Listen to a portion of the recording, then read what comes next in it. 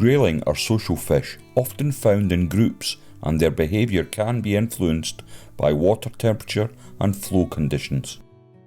This species is also known for its resilience, adapting to various environmental changes while maintaining its dietary preferences.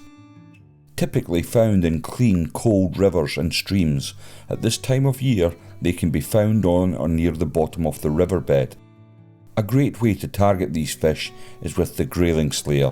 This is a small but heavy bug that will get to depth quickly. I find that it is best fished on a Euro-nymphing setup as a point fly. If you would like to know more, check out the linked video in this short.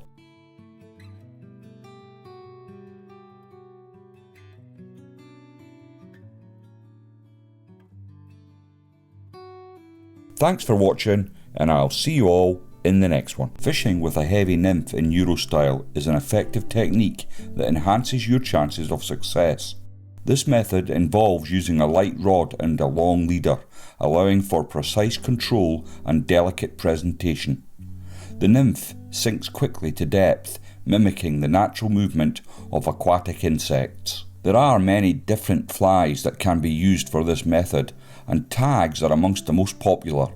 The bead can be changed, as can the size of the hook. Always remember to use old scissors when cutting wire, like the one in this video.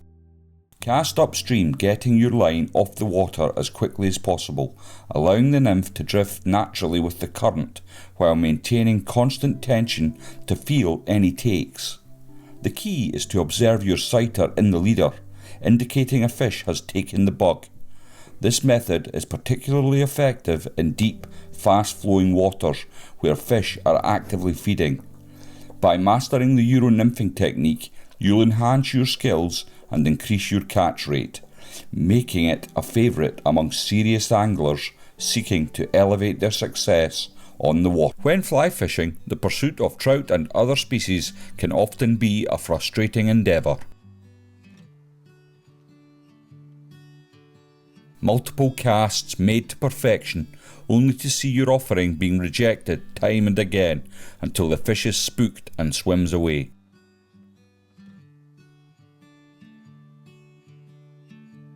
There are a few things you can do in this situation. Change your pattern until you find something more to the fish's liking.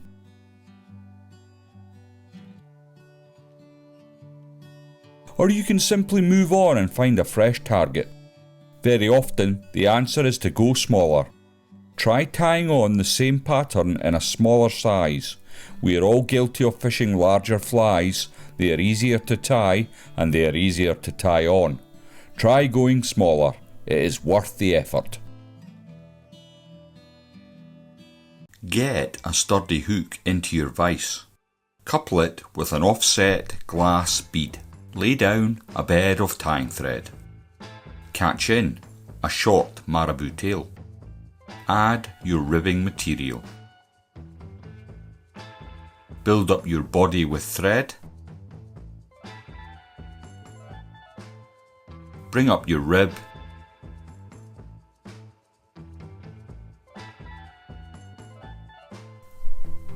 Whip finish.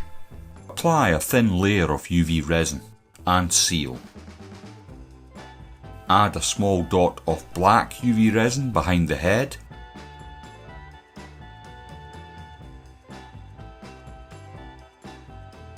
Apply as many coats of resin as necessary to get the effect you're after. Job done. Get a sturdy hook into your vise. Lay down a bed of tyne silk. Catch in your tailing fibres. Add a wire rib. Create a dubbing noodle and wrap up the body.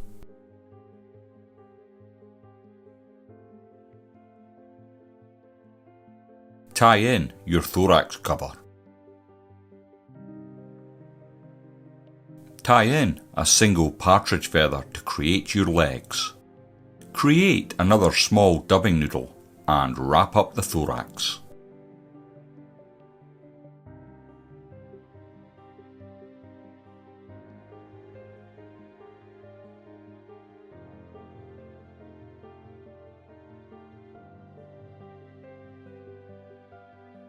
Whip finish.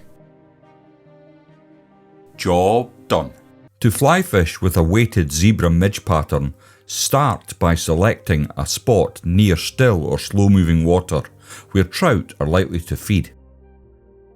This pattern is ideal for fishing a Euro nymphing style. If you don't want to do that, you can use a 3 to 4 weight fly rod with a floating or sink tip line. Cast your line upstream, allowing the midge to drift naturally with the current.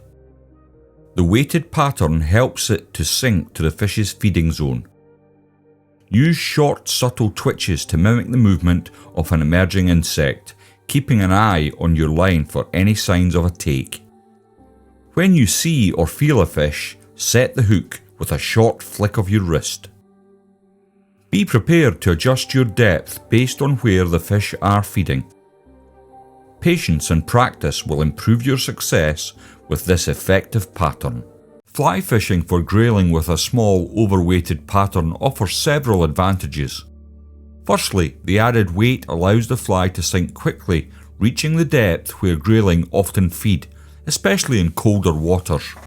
This technique can effectively mimic the movement of natural food items, increasing the chances of attracting fish. Additionally, smaller patterns can be less intimidating to wary grayling, encouraging takes from even the most selective fish. The subtle presentation helps in clear water, where fish can be easily spooked. Overweighted flies often provide better casting control in windy conditions, allowing the angler to place their offerings precisely where they want. Overall, this method enhances the angler's ability to adapt to varying water conditions and fish behaviour, increasing the likelihood of a successful day's fishing. Fly fishing with a dry midge pattern can be a great experience for anglers seeking a challenge. Midges, tiny aquatic insects often hatching in prolific numbers, making them a favourite target for fish. When using a dry midge pattern, thin diameter tippets are needed for delicately presenting the fly on the water's surface. The key is to achieve a subtle, lifelike drift, as fish are often wary of unnatural movements.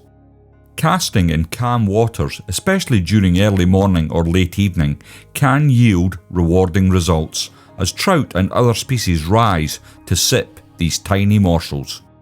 Patience and precision are essential, as even the slightest disturbance can spook fish. This technique not only tests an angler's skill, but can also be extremely effective in the right circumstances. As winter fast approaches, it's well worth thinking about filling up those fly boxes for that special trip you have planned for next year. If you close your eyes, you can dream of how it will be. The early morning sun casts a golden glow over a serene Irish loch. A boat glides smoothly across the gentle ripples of a tranquil lake. The air is fresh with the scent of damp earth and wildflowers, while the soft sounds of nature awaken around you. In this picturesque setting, the art of fly fishing takes on a magical quality, particularly during mayfly season.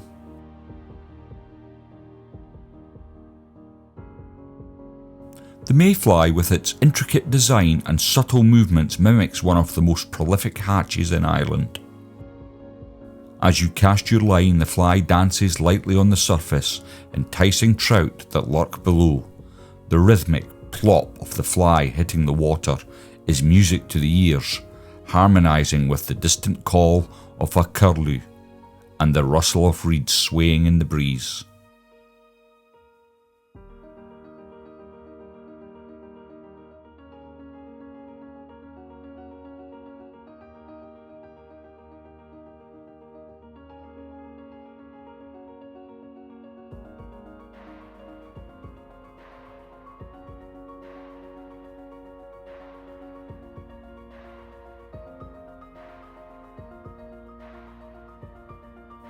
Drifting along, the boat offers a unique vantage point.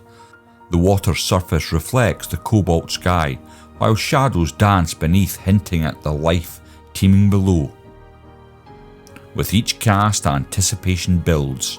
The mayfly's soft flutter is irresistible to hungry fish, and suddenly the stillness is broken by a sharp tug on the line. The thrill of the catch surges through you. Skillfully reel in, feeling the power of nature's bounty.